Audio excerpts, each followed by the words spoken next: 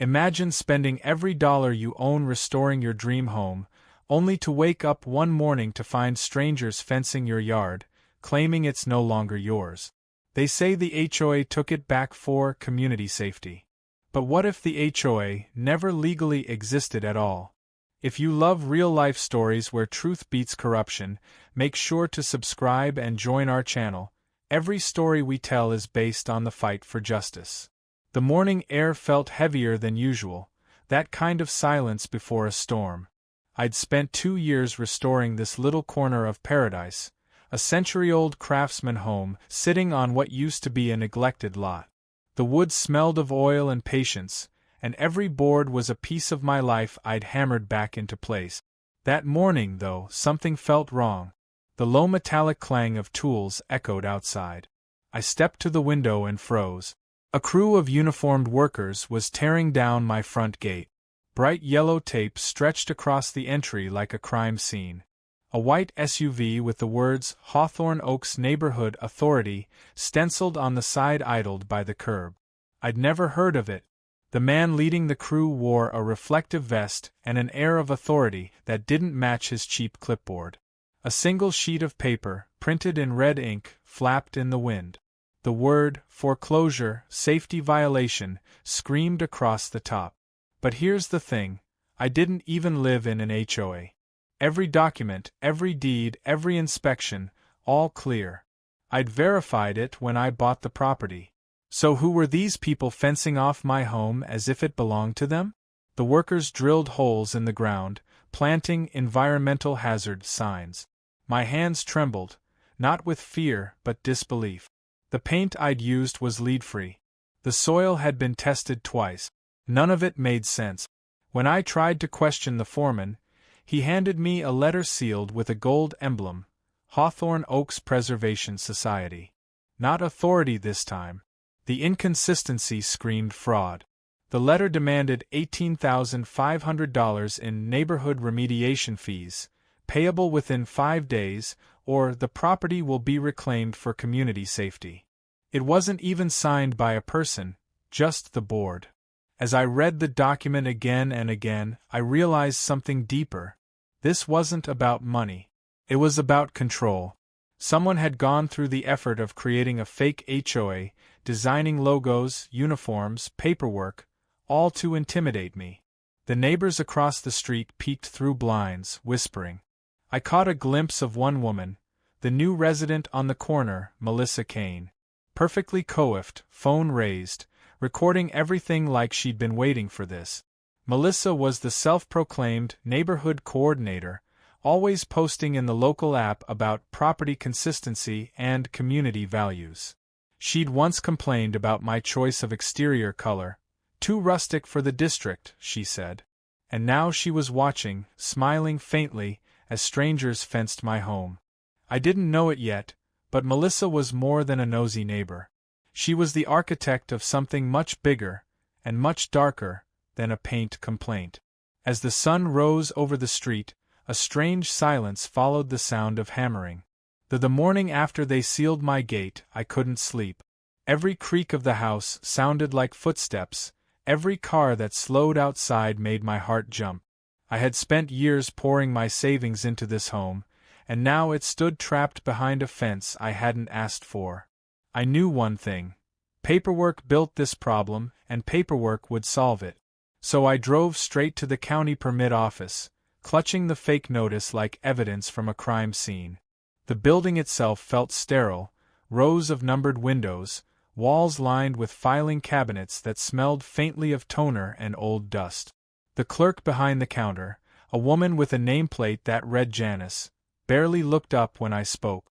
I need to verify this, I said, sliding the notice across. She adjusted her glasses, scanned it once, and frowned. Hawthorne Oaks Preservation Society? She murmured, tapping at her computer. That's odd. Her voice changed, a note of curiosity replacing monotony. She typed faster, then slower, then stopped. There's no registered HOA by that name in our county, she said finally. Not even a pending formation file. And these seal markings, They're from an expired environmental agency license that was dissolved 6 years ago. 6 years. That meant someone had resurrected an old, defunct legal identity and dressed it up like it still had power. It wasn't just fraud, it was precision. Janice looked up. "Where did you get this notice?" I hesitated. I didn't want to sound paranoid.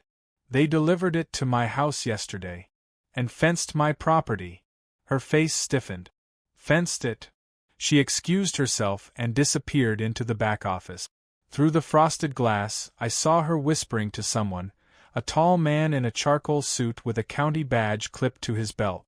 He walked out moments later, holding a clipboard. "Mr. Hayes, I'm with County Code Enforcement," he said, extending his hand. "You said they fenced your property? I need to see photos." I showed him everything. The fake signs, the taped-off gate, the logo on the SUV. His brow furrowed deeper with each image. "Sir, whoever did this used old municipal template. These documents were phased out in 2017. Whoever's behind it knows county formatting, probably someone who worked here." His words hung in the air like static. Someone inside the system. He promised to open an investigation, but bureaucracy moved slower than fear. As I walked out, something glinted in the sunlight, a small brass plaque on the building wall. Hawthorne Oaks Permit Office, 1921 to 2014. My breath caught. Hawthorne Oaks wasn't just a neighborhood, it was a former township, dissolved a decade ago during a boundary merger. Its last known permit officer was a woman named Melissa Kane. The same woman now living across the street. Suddenly, everything snapped into focus like a photograph developing in the darkroom of my mind. Melissa wasn't just a meddling neighbor. She was a former county employee with access to archived seals and formatting, someone who knew exactly how to forge legitimacy. I drove home with shaking hands. The fence around my property gleamed under the noon sun like a cage. A white envelope was pinned to it with a single nail. Notice of secondary violation, unauthorized contact with county personnel constitutes obstruction of investigation. Pay $18,500 by Thursday to avoid property seizure under Article 9E. They knew where I'd been. Inside the envelope was a photocopy of my deed, highlighted, stamped, contested. That word hit harder than any threat. I spent the next hours combing through old files, blueprints, receipts, emails. Buried in the purchase documents was a line I'd never noticed before. Parcel boundaries subject to historic district provisions per Hawthorne Oaks Preservation Council. A ghost clause. It shouldn't have mattered. That council no longer existed. But it gave Melissa's fake organization a hook to exploit, a loophole she could twist. At sunset, I heard the distant hum of a drone. When I stepped outside, I saw it hovering just above the new fence, its camera light blinking red. It wasn't county-issued, it was consumer-grade, like something bought online. Someone was collecting evidence. The next morning, I returned to the permit office determined to dig deeper. Janice wasn't at her desk. Instead, a young assistant greeted me nervously. "You're the homeowner from Hawthorne Oaks?" she asked. "Janice wanted you to have this." She slid a sealed folder across the counter. Inside were scanned documents, old correspondence between county inspectors and something labeled HO Council. The last message, dated 2014, mentioned hazardous waste cleanup on Parcel 12B, signed by Permit Officer M. Kane. Parcel 12B. My address.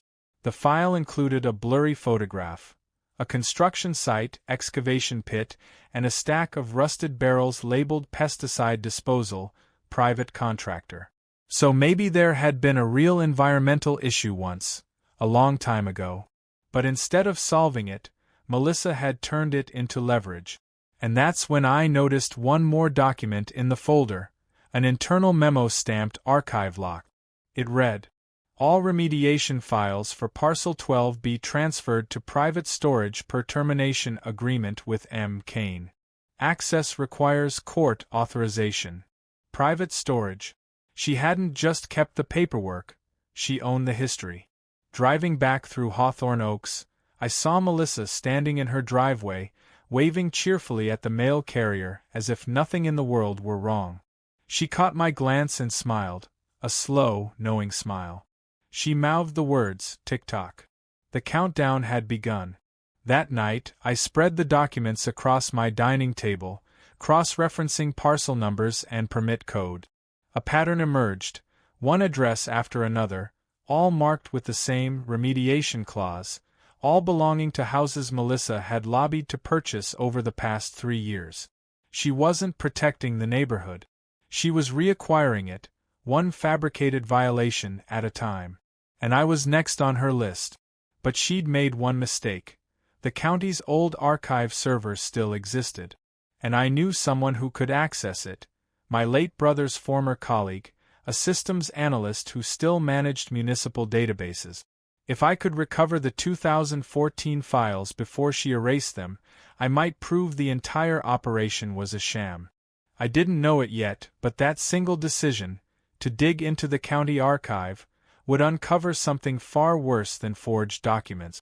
Because hidden in those files was the real reason Melissa wanted my land reclaimed and the buried history of a contamination cover-up that could destroy far more than my property. The night after I found Melissa's name in those old county records, the house felt colder. It wasn't just the air, it was the kind of chill that sinks into your chest when you realize your reality might be built on a lie. Every light was off except for the dim glow of my laptop. The cursor blinked, waiting. My contact, Elliot, a city systems analyst who owed me a favor from years ago, was ready on a private call. Old Hawthorne Oaks archive server, I told him. 2014 search for remediation files tied to parcel 12B.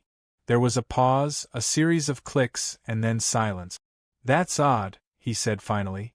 "That archive was supposed to be wiped when the district dissolved." But, his voice trailed off. "Something's still there." A series of file names appeared, cryptic strings like HO_12B_chem_inspection_final and reamed agreement_transfer_cane.pdf. I could feel my pulse rising. "Send everything," I whispered. He hesitated. "You didn't hear this from me, but those files are marked contractual confidential, private sector. That means they were sealed by a third party, not the county." A third party. When the transfer bar hit 100%, the folder landed in my downloads, over 2 gigabytes of forgotten history. I opened the first document. The screen filled with scanned inspection logs, dated March 1998. They described chemical leaks, soil contamination, toxic runoff. And at the top of every page, Astrogen Industries, a name I hadn't heard in years. Astrogen had been a local agricultural manufacturer back in the 80s and 90s, until rumors of waste dumping forced its shutdown. But here, buried in plain sight, were signed agreements between Astrogen and the Hawthorne Oaks Preservation Council, authorizing temporary burial of containment barrels on Parcel 12B under a short-term remediation clause. My property. It wasn't just a home, it was a dump site. The company had paid the council to store chemical waste beneath what would later become residential land. Then, when the council dissolved, Melissa, the permit officer, had transferred those sealed files into her possession. She didn't report it, she monetized it. Each environmental violation she issued wasn't about safety. It was a smoke screen, a way to reclaim land tied to Astrogen's illegal storage site. If the truth ever came out, the lawsuits would bankrupt everyone involved. Unless, of course, she destroyed the evidence by repossessing and redeveloping every parcel that contained those buried secrets. I scrolled further. One file labeled sitemap_confidential.jpg revealed a satellite map overlaid with red dots, 6 addresses marked containment pending. Mine was the last one not yet reacquired. That's when I understood. Melissa's HOA wasn't just fake. It was a clean-up front for a corporate cover-up. My phone buzzed again, an unknown number. A text flashed on screen. "You shouldn't have gone digging. Delete everything before someone gets hurt. Seconds later, the power flickered. For a moment, I thought it was just the storm outside, until I heard the hum of an engine. A dark van idled across the street. Its headlights stayed off, but I could see silhouettes, 2 people inside, watching the house. The same van from earlier that week, when the fake inspectors came. I shut the blinds and unplugged the router. Whatever I had, someone didn't want it public. By midnight, the rain had turned heavy, hammering against the old window panes.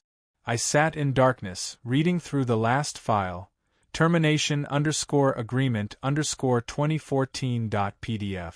It was a signed legal contract between Astrogen's last known attorney and M. Kane, representing the Hawthorne Oaks Preservation Council.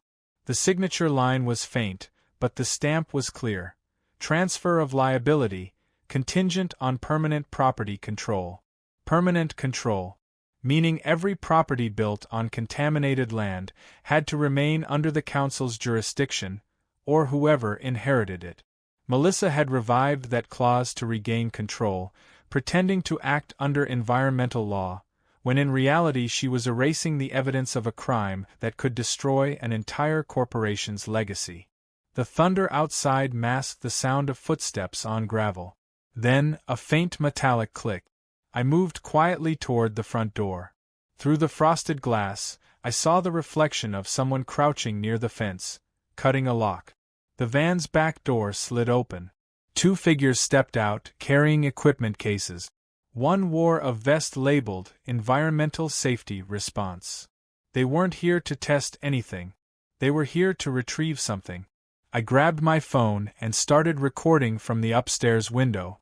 Through the camera zoom, I saw them unroll what looked like scanning rods, sweeping the lawn like they were tracking metal or heat signatures. It hit me. They were searching for the buried barrels. One of them looked up suddenly, straight at my window. The flashlight beam hit my face, blinding white. I ducked away, heart pounding, and called 911. But before I could explain, the line went dead. The van doors slammed. Tires screeched. They were gone.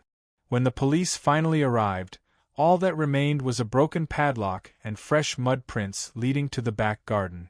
The responding officer took my statement, his tone skeptical. "You're saying people came to dig on your lawn in the middle of a thunderstorm?" I showed him the footage. The look in his eyes changed from doubt to something darker. He paused the video on a frame showing one of the intruders' faces, half-lit, wet from rain. It wasn't Melissa. It was a man wearing a county badge. But the badge didn't match the uniform. He recognized it.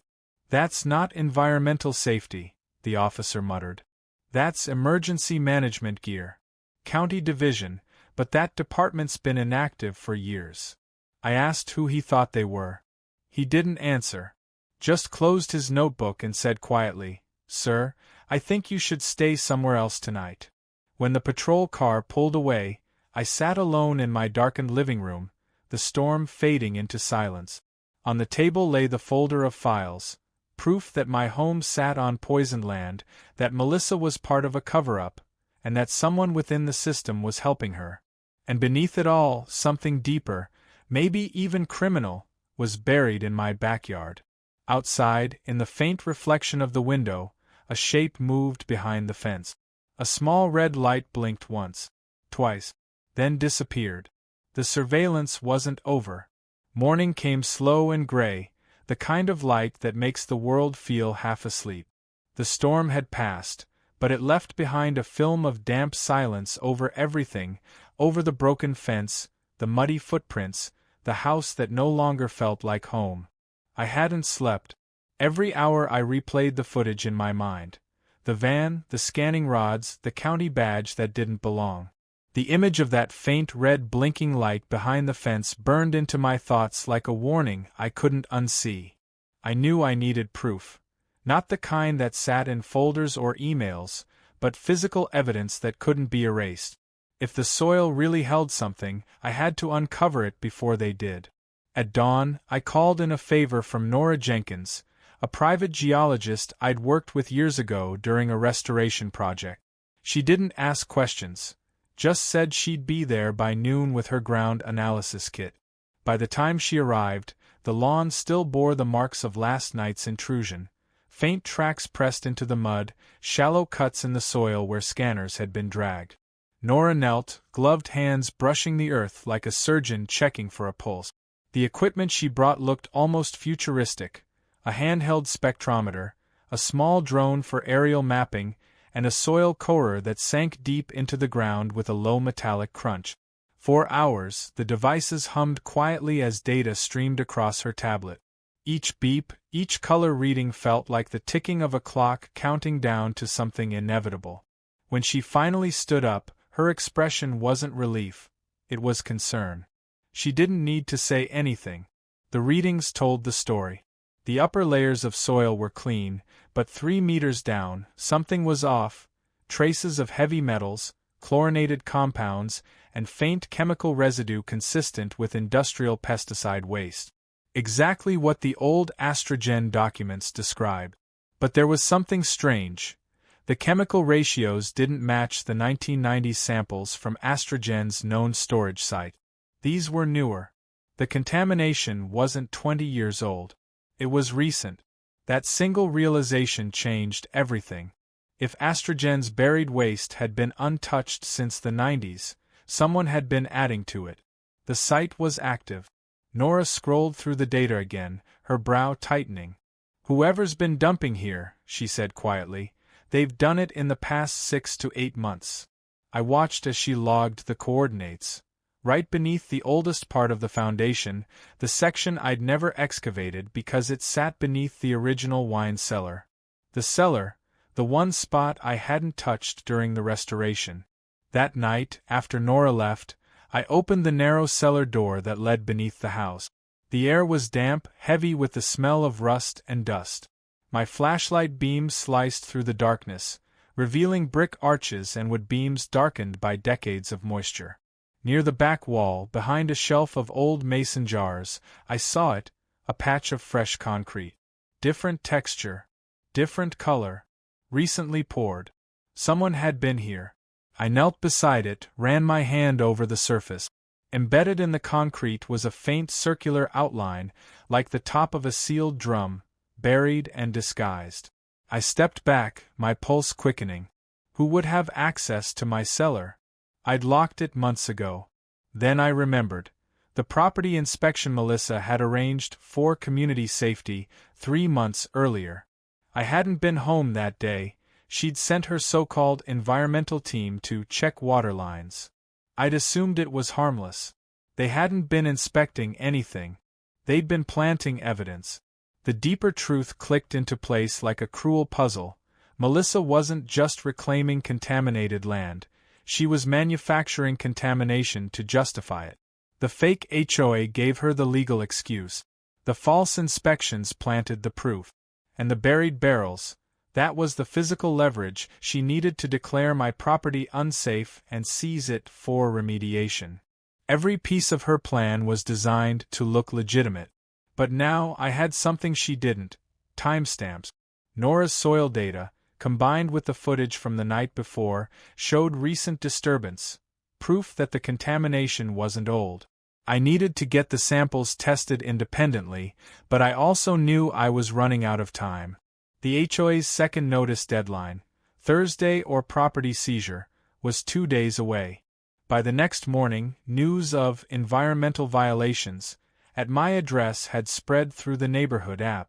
Posts appeared under anonymous names warning residents about chemical hazards at 210 Hawthorne.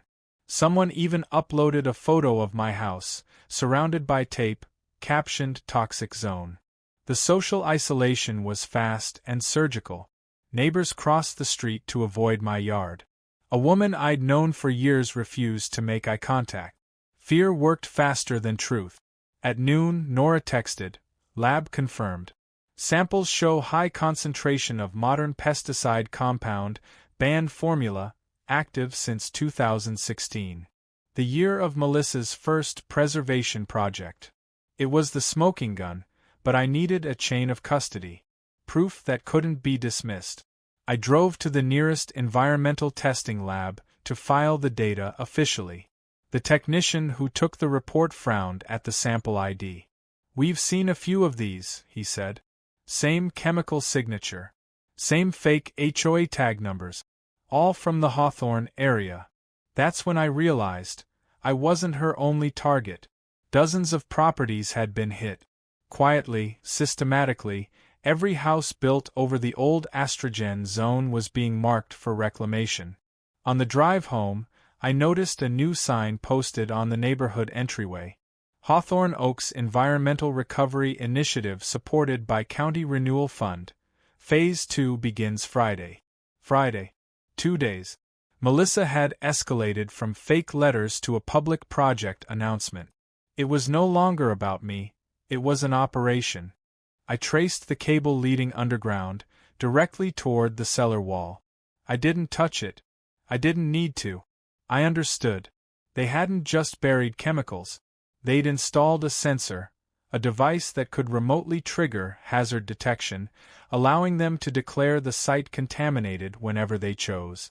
Melissa didn't need truth. She had technology on her side, and connections that reached far deeper than a neighborhood HOA. When I went back inside, I sat at the dining table and stared at the files, the soil samples, the photos. Each piece was part of a machine built to erase people quietly and legally. And for the first time, I realized I wasn't just a victim of a greedy neighbor. I was standing in the middle of a coordinated land reclamation fraud involving corporate money, county insiders, and a woman who'd weaponized bureaucracy itself. But she'd made a critical mistake. She'd underestimated someone who documented everything. Before sunrise, I packed a drive with all the data, the soil report, Nora's readings, and video evidence. Then I sent copies to 3 people: a lawyer I barely knew, an investigative journalist I trusted from a past restoration project, and to my own email, encrypted under a file name only I would recognize. If something happened to me, the story wouldn't die with me. At 6 a.m., as dawn painted the horizon pale gold, a car door slammed outside. Melissa stood on the sidewalk, clipboard in hand, watching my house through her sunglasses. Her smile was smaller this time. Calculated. Confident. And behind her, a county truck parked with hazard lights flashing. By Thursday morning, the street looked like a construction zone. Yellow cones, safety tape, and white trucks lined the curb. County logos gleamed on doors that hadn't been there yesterday. The air smelled faintly of asphalt and bleach, a manufactured, clean scent that covered something rotten. Melissa stood near the center of it all, her posture crisp, her voice bright as she directed a team of men in identical vests. They erected metal barricades and unloaded clipboards, scanners, and soil drills. At the base of my driveway, a brand-new county-issued notice had been posted overnight. It wasn't like the fake ones. This one bore an authentic signature. The ink was real, the watermark genuine. Notice of condemnation pursuant to County Health and Environmental Ordinance 9E, the structure at 210 Hawthorne is declared unsafe for habitation pending remediation. The letterhead read, County Renewal Division, signed by a name I recognized from the files, Director Andrew Halden. Melissa had moved her fraud up the ladder. She'd convinced the county itself. The pit in my stomach grew heavier. I knew what this was. Once a property was labeled unsafe, the county could seize it for public good, sell it at auction, and split profits through redevelopment partnerships. And Melissa's Preservation Society was the partner. The timing was perfect, deliberate, the very morning the payment deadline expired. I watched from the window as Melissa handed out media packets to local reporters she'd invited, each branded with her fake organization's logo and the county's new partnership seal. Her voice carried across the street, rehearsed, steady, smooth. Community safety is our first priority, she said, gesturing toward my house. We're taking proactive steps to ensure no one is harmed by decades of buried contamination. It was theater. She wasn't just winning, she was rewriting the narrative in real time. Inside, I paced the floor, clutching the hard drive that held every piece of truth I'd gathered, The soil readings, the emails, the false filings. But I needed one thing more: the paper trail connecting Melissa to Halden. Without that, all I had were accusations. I dialed Nora. "They're condemning it," I said. "Now. Today." Her voice was low. "Don't confront them. Let me run one more trace. I'll check procurement records. If the renewal division hired Melissa's group officially, it'll leave a digital fingerprint." Minutes stretched into hours as trucks rumbled and equipment beeped outside. I stood behind the curtain, watching the slow dismantling of everything I'd built. Then my phone buzzed. Nora again. "I found it," she said. "A contract uploaded to the county ledger 3 days ago. Hawthorne Oaks Preservation Society, Environmental Partner Tier 2. Authorized by Halden's office. It's been backdated to April." Backdated. They'd forged the timeline to make it look legitimate. She paused. "There's one more thing. The account number linked to the payment doesn't belong to the county treasury. It's a private escrow. The registrar's note says, administered by Kane Properties, LLC. Melissa's company." That was the final piece. Outside, a loud crack split the air. The crew had started drilling near the fence. Preliminary testing, they called it. But I saw what they were really doing, positioning ground sensors just like the one I'd found before. If they could generate evidence of chemical readings beneath the surface, they'd have legal grounds to demolish. I ran to the cellar, grabbed the sealed soil samples Nora had taken, and wrapped them in plastic. If they were going to stage fake contamination, I needed to protect the real data. As I came back upstairs, the sound of footsteps echoed on my porch. Then a sharp knock. I froze. Through the peephole, I saw a uniformed deputy. His face was calm, impersonal. "Environmental safety check, sir," he said when I cracked the door. "We're here to escort you off the property for your safety." My voice caught in my throat. "I live here." He shifted uncomfortably. "Not for long." Behind him, Melissa stood smiling beside Director Halden, tall, composed, his county badge glinting under the sunlight. That's when I understood the full scale of it. Melissa hadn't just manipulated bureaucracy, she'd infiltrated it. The deputy handed me a printed relocation notice. "Temporary housing will be provided," he said. "This site is classified as a contamination hazard zone." Temporary housing. That was the phrase they used in eminent domain proceedings, a polite way of saying eviction. My pulse raced. But I noticed something odd about the document. The relocation address listed wasn't a county shelter. It was a private building owned by Hawthorne Oaks Redevelopment Trust, another shell company. I looked him dead in the eye.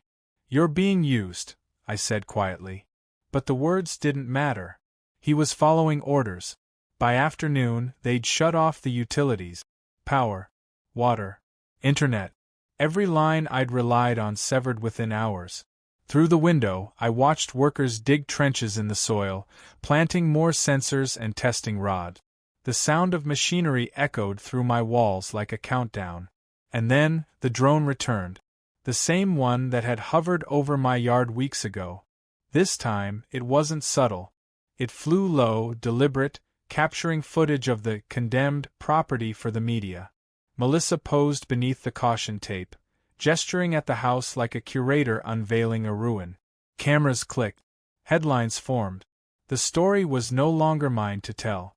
That evening, as the crew packed up and the last truck left, the street fell silent again. The fence now bore a large red X painted across its gate, official condemnation mark. I stood there for a long time, staring at that symbol. It wasn't just paint. It was a verdict. But inside the house, my phone vibrated one last time. A message from Nora. "You were right.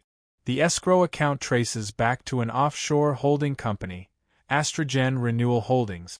Melissa and Halden are listed as trustees. Astrogen. The corporation that started it all. The one everyone thought had dissolved. They'd never disappeared. They'd just changed names, buried evidence, and turned their cleanup liability into a land reclamation empire. And my home was sitting on their biggest secret. I sat in the dark until midnight, surrounded by silence and boxes, the hum of the refrigerator fading as the power grid finally cut off. Then, in the faint glow of my phone screen, I saw the last text come through. It was from an unknown number.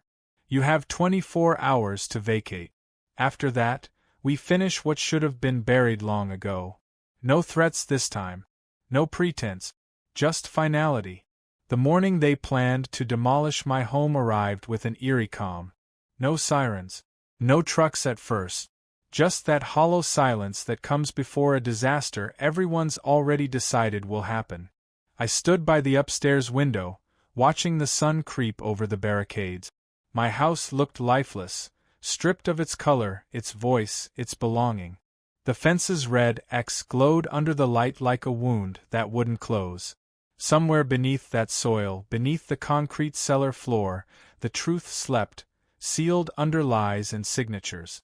But that truth was no longer locked away. Because last night I'd sent everything. The archive, the soil reports, the photographs, the files Nora found, all of it, to a journalist I'd met years ago when I was restoring a courthouse. Her name was Lena Cross, and she'd built her reputation tearing down fake nonprofits and corporate scams. By midnight, she'd responded with 2 words that gave me the smallest spark of hope. Going live. Now the story was out of my hands, but in the right ones. When I turned on my phone that morning, the screen was a flood of notifications. Hashtags. News alerts. Comments.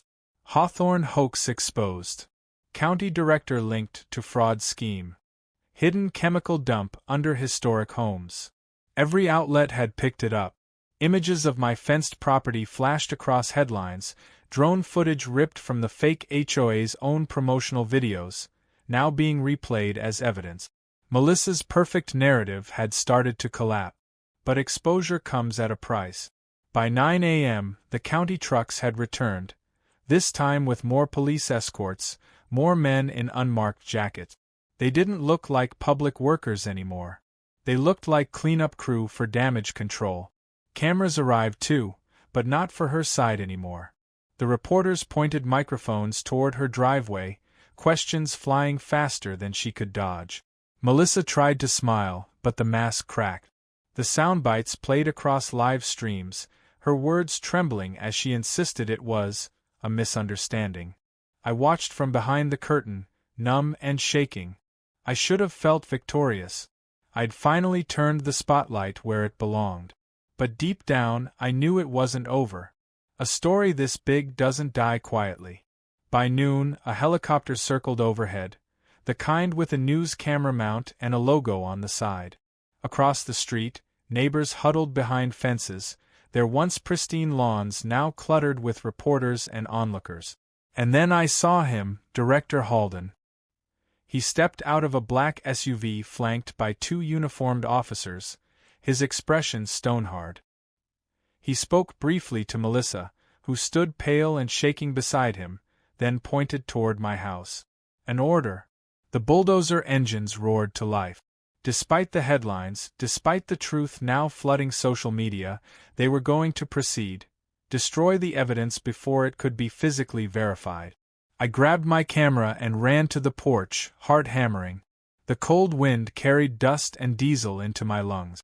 They didn't stop when I shouted, didn't flinch as the blade lowered toward the fence. That's when a second sound cut through the chaos. Sirens. Not county vehicles this time.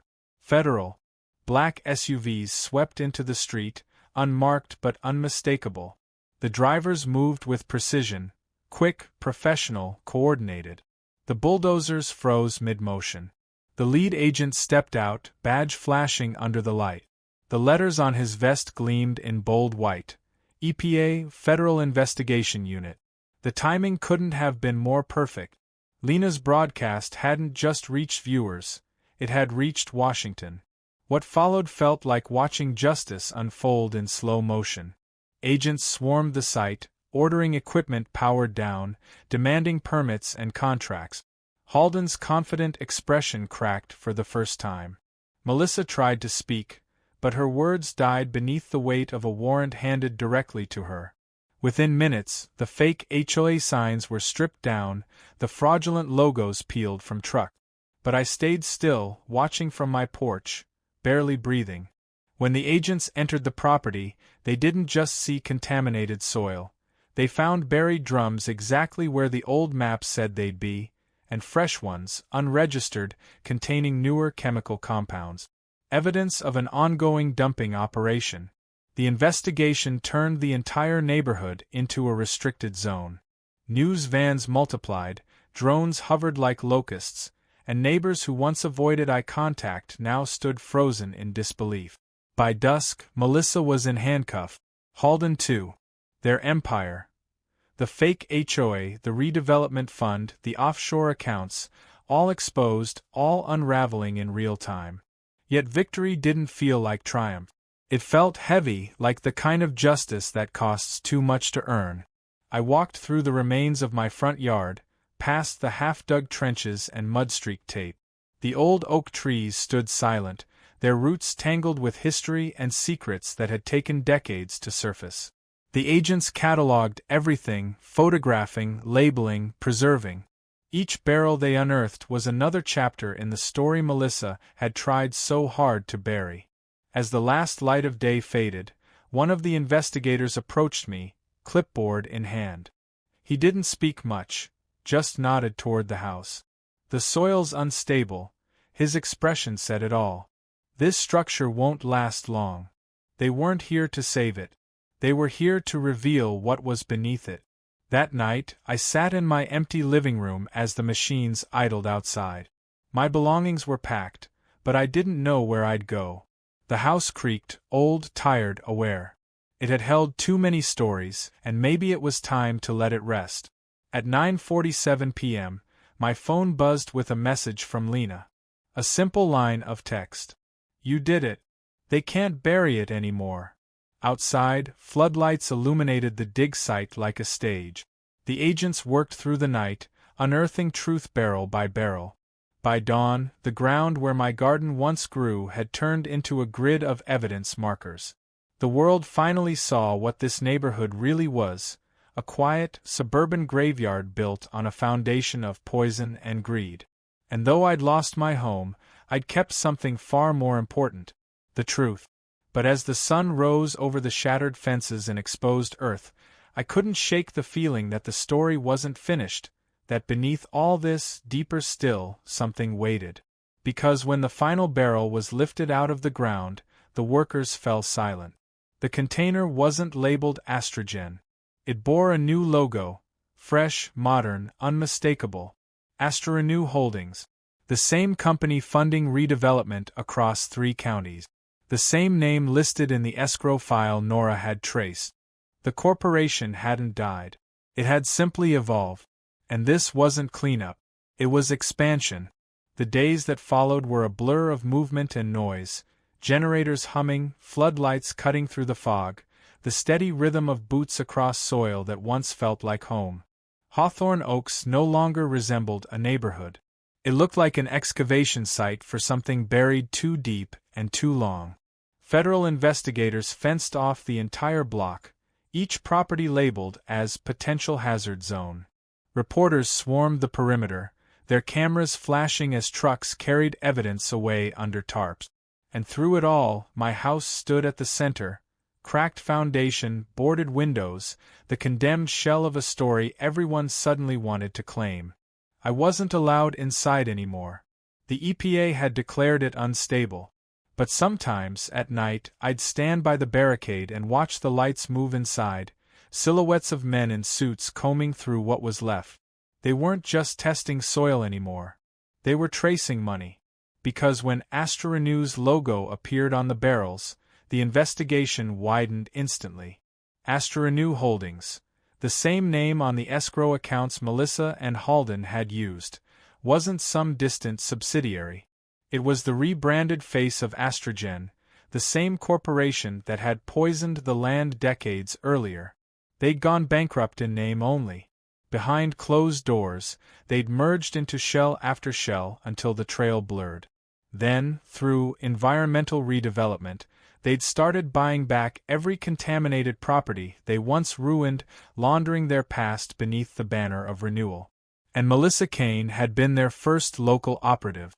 A woman who once worked for the county, who knew the system's loopholes, who could disguise a fraud as a civic duty. But she was just one piece.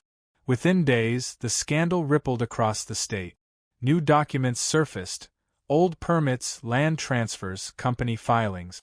Everywhere, the same signature appeared. Environmental Partner Tier 2. Different names. Same structure. Same plan. Whole communities, not just mine, had been targeted. Entire neighborhoods quietly acquired under the guise of safety. The news broke fast, but the counter-narratives spread faster. Anonymous posts online called me a liar, claiming the footage was staged, that I'd sabotaged my own home for attention. Bot accounts flooded comment sections, echoing corporate lines about community restoration. It wasn't random. It was retaliation. One evening, while reviewing messages on a borrowed laptop, I noticed something strange. My encrypted emails to Lena and Nora had been flagged, accessed from an unknown IP traced to a government subnet.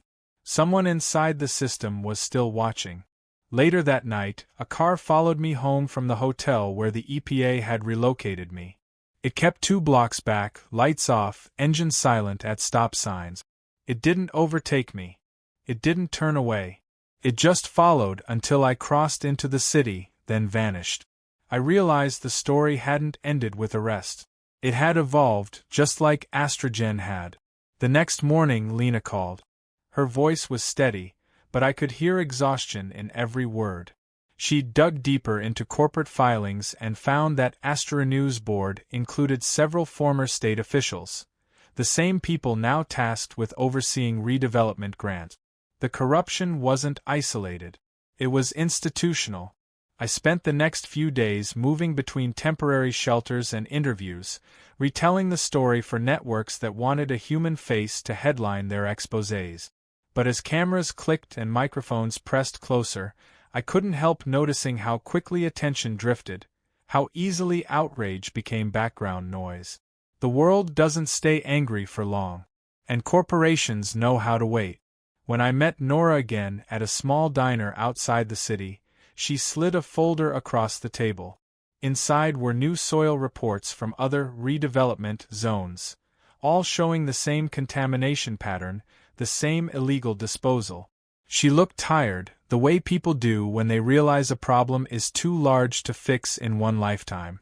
She'd spoken to other homeowners too, people who'd lost their properties quietly, without a single headline. Some had accepted buyouts, others disappeared into silence. And each time a neighborhood vanished, a new AstroRenew project rose in its place. Eco-friendly apartments, community gardens, public spaces. Clean facades built over toxic ground. They were rebuilding their empire one lie at a time.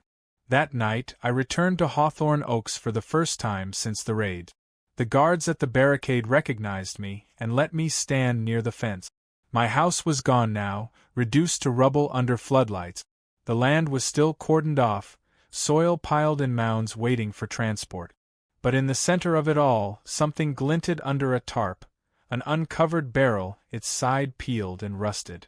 The logo was almost erased, but I could make out a serial code burned into the metal. I wrote it down. Later, I looked it up through an old environmental database Nora had access to.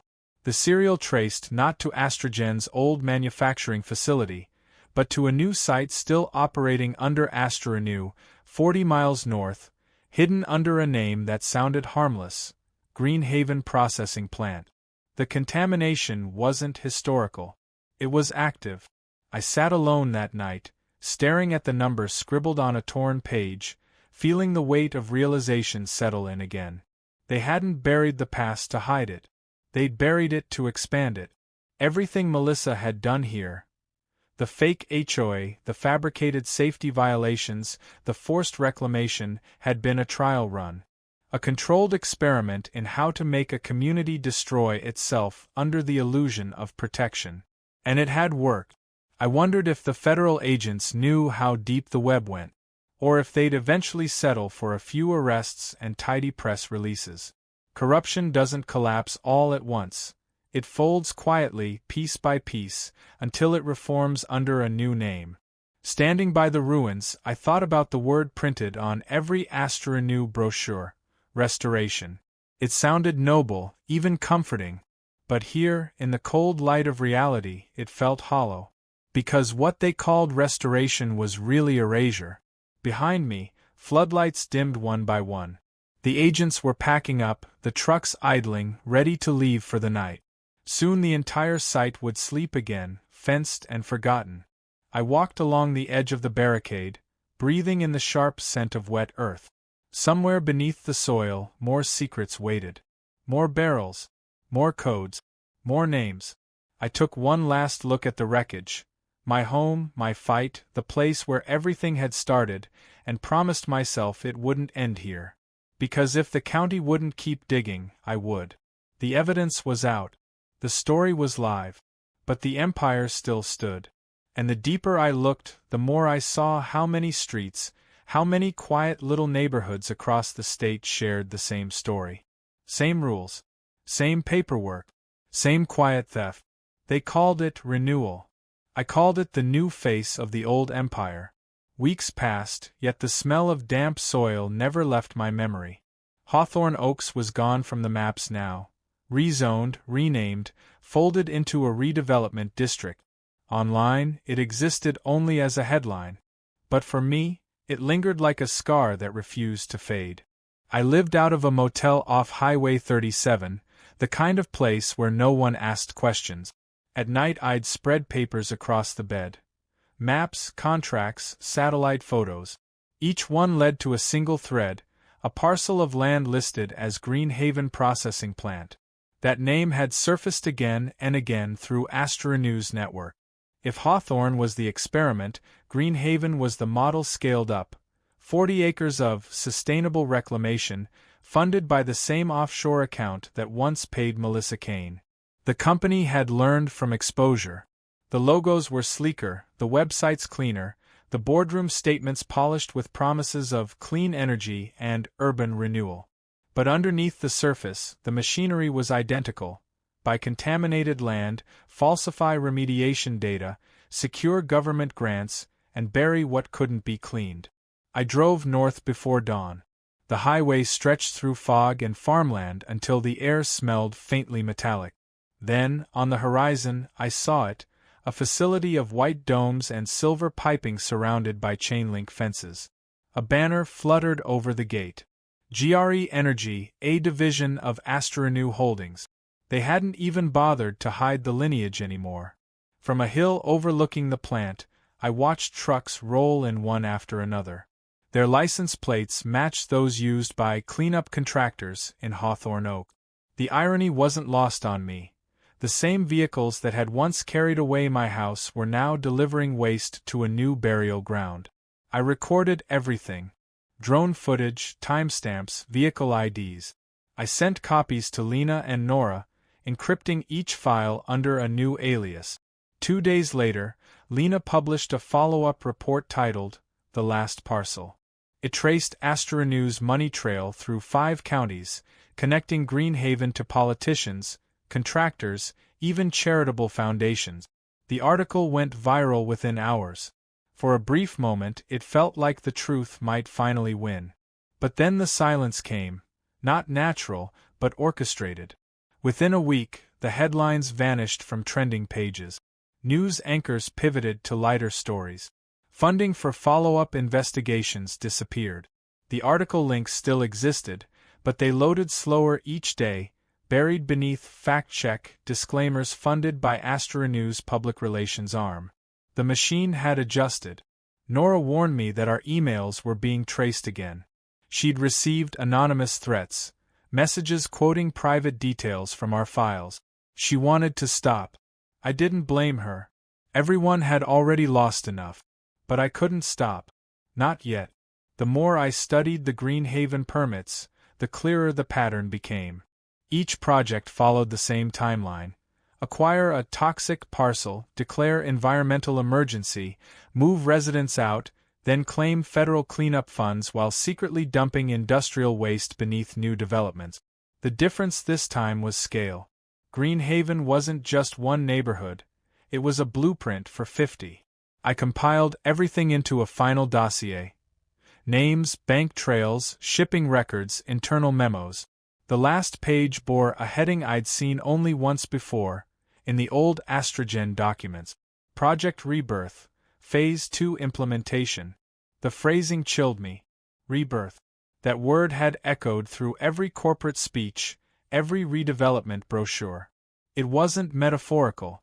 It was literal, the rebirth of the old empire under a new name. I knew what I had to do. At midnight, I uploaded the entire dossier to a public server. Mirrored, distributed, impossible to erase once it went live. Then I sent an anonymous tip to the same federal agent who'd led the Hawthorne Oaks raid. The rest I couldn't control. Before sunrise, I parked my car on a service road overlooking Greenhaven and waited. The wind carried the faint rumble of machinery, the steady pulse of generators feeding a network of deception. In the distance, blue lights flashed. Convoys approached, EPA, DOJ, media vans trailing behind. The raid unfolded like déjà vu. Gates forced open, alarms echoing, floodlights slicing through fog. Workers scattered. Trucks idled. This time, no one looked away. By noon, the site was locked down. Barrels surfaced again, identical to the ones buried beneath my home. The air reeked of the same chemical rot. When an agent approached my car, I handed over my ID and the original notebook. The handwritten log of everything from Hawthorne Oaks to Greenhaven. He read a few lines, nodded, and said nothing. That was the last conversation I had that day. I didn't stay for the press conference. I didn't need to hear the speeches or see the headlines recycle familiar promises. I drove until the facility disappeared in the rearview mirror and the radio lost signal. Somewhere beyond the hills, the world continued, indifferent, buzzing, alive. That night, in a small coastal town far from county borders, I rented another nameless room. The television flickered with breaking news. Federal raid exposes multi-state land scheme. Astrorenu executives under investigation. Source of leak unknown. They never mentioned my name. And that was fine. The story wasn't about me anymore. It was about every homeowner who'd ever been forced out by letters, fees, and fences they didn't deserve. Outside, the tide rolled against the pier, slow and rhythmic, the sound of something washing clean. I closed my eyes and let the wind carry the salt and quiet through the open window. For the first time in years, I felt peace. Not because the fight was over, but because it had finally been seen.